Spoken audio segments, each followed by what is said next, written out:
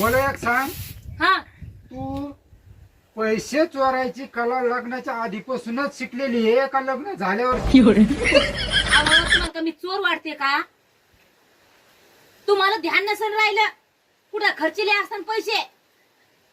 अरे पॅकेटात पैसे होते 200 रुपये 200, आणि आपण दोघच घरी येतो. कसे काय पैसे गेले पॅकेटातून?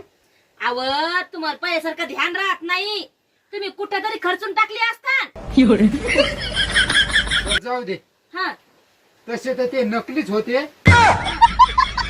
ठेवले होते पॅकेटामध्ये, हा काहीतरी आपला शो म्हणून पॅकेटामध्ये, काही शोभा म्हणून. पर थांब.